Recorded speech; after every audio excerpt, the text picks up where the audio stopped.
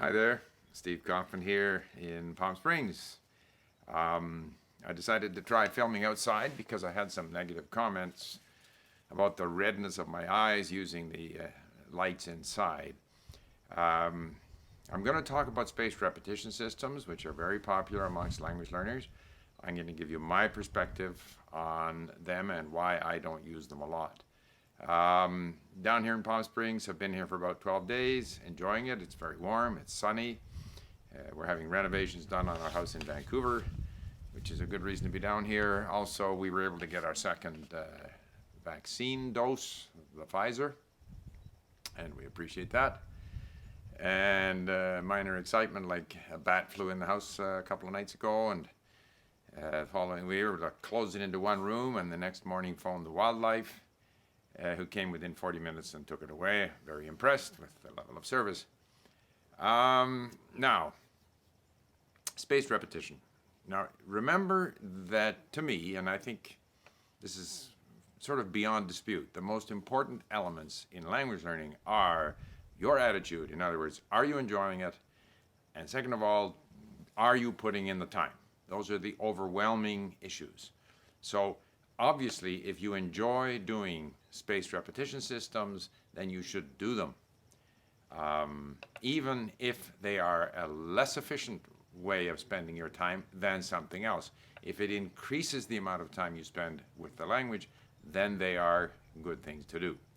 Spaced repetition systems, represented by well-known names, especially for language learning, like Anki, A-N-K-I, and Memrise, and others, are widely used by language learners.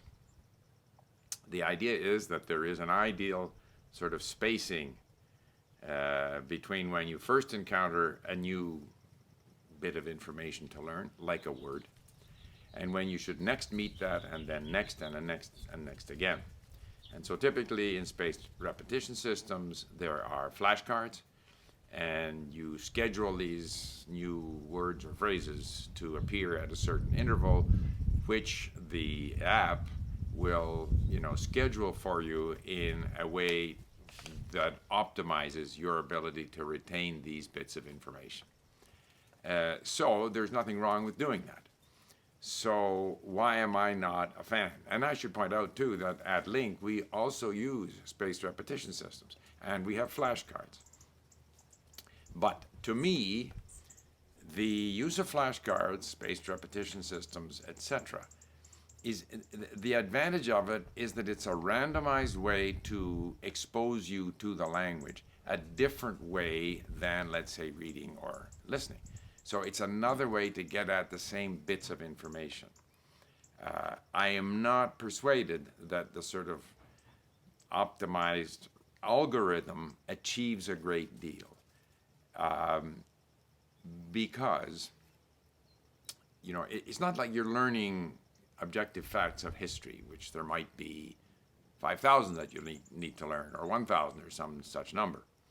When we're dealing with words, we're dealing with a situation where the frequency with which these words appear in text declines very, very rapidly, so that the most frequent 500 words, you're going to see them so often that you almost needn't worry about learning them.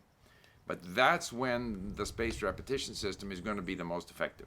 And I certainly used spaced repetition for learning Chinese characters, because I decided that the first 1,000 characters, which would be very important for me to build up my vocabulary beyond that, that I would use this sort of concentrated way of getting at them. And each one with all of the different strokes and stuff like that, I felt it would be a useful thing to do. Also, when I was learning Chinese, I had 6, 7, 8, 10 hours a day, however much time I wanted to spend. It was my full-time job.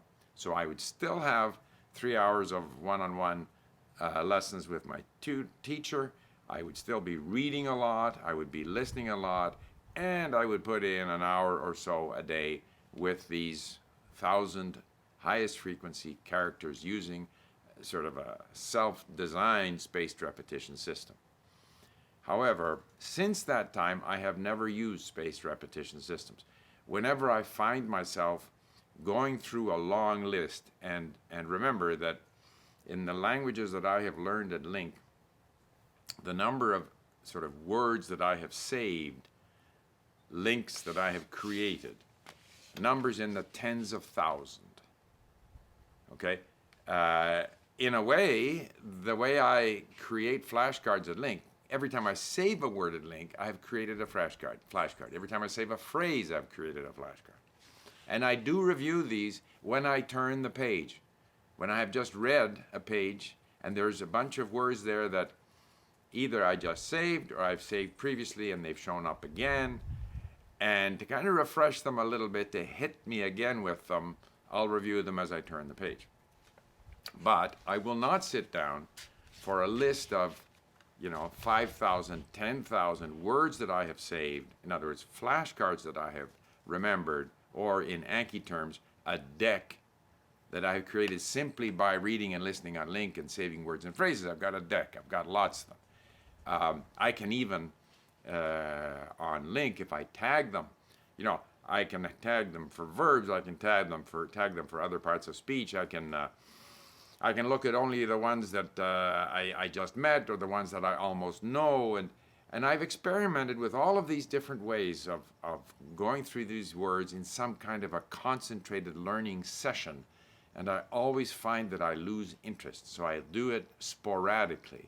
But obviously, if you're doing it sporadically, you're defeating the purpose of the spaced repetition system, because the spaced repetition system assumes that there's a certain regularity, okay? Now, because of the way in which frequency declines so quickly, the first 500, the first 1,000, fine. You can see them again in your spaced repetition review. You'll probably also come across them in some form of spaced repetition just through the natural process of listening and reading. But after that, the frequency declines so quickly that so many of the words that you need to learn, they're only going to show up, I don't know, twice in a book, some of them, and yet you still need to know them. So even if you learn them through some kind of spaced repetition, you're likely to forget them again. And to try to maintain all 20,000 of them in some kind of a deck that you're constantly reviewing would start to monopolize all your study time.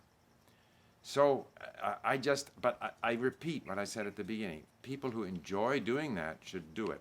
I don't ever, when I'm doing flashcards, and I do them from time to time, as I say, when I'm turning the page, I never treat them as a sort of a test of my memory. I try to remember. I just treat them as exposure. In fact, I'll put everything on the face of the flashcard. I just flip through them as quickly as I can.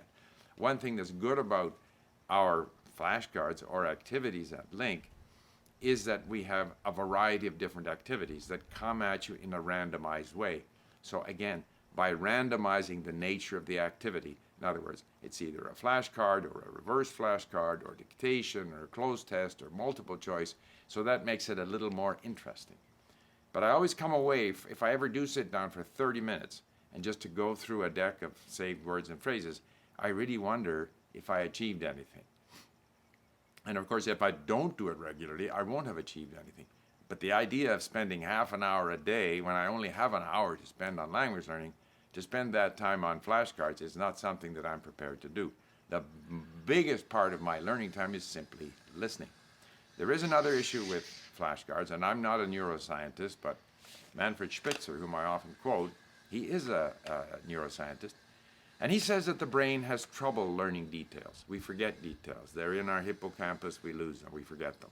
What the brain is best at doing is creating patterns, recognizing patterns, creating links, and that way becoming familiar with everything that we encounter in life. That's what the brain does. It enables us to deal with situations by creating patterns so that we start to recognize what's about to happen. And that's how we become familiar with a language.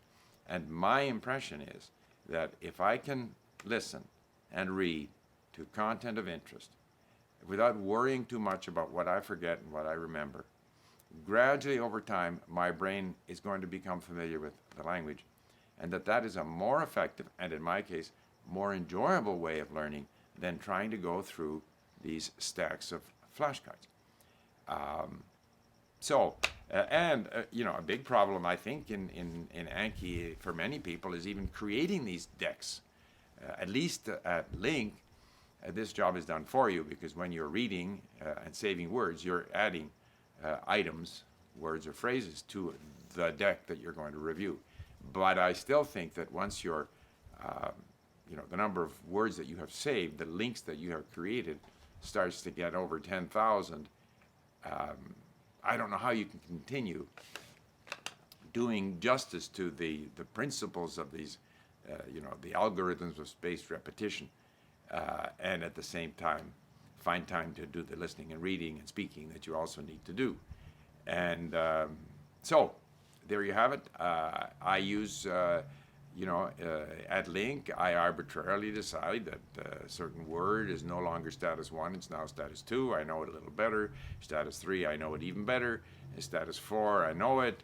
Then I move it back again, because words that I thought I really knew, all of a sudden I don't know them. It always bounces back and forth. That's how I study. But I want to stress again that the two key elements to success in language learning are, one, keeping a positive attitude, enjoying what you're doing, and second of all, you know, finding the time to do it. And so if you are a devotee of spaced repetition, you enjoy doing it, that's what you find the time to do, by all means, keep doing it. I'm not suggesting people should stop. I'm just explaining why I'm not a big fan or a big user. There you have it, and here are a couple of videos that you might find relevant to this whole issue of remembering and words and how we learn languages. Bye for now.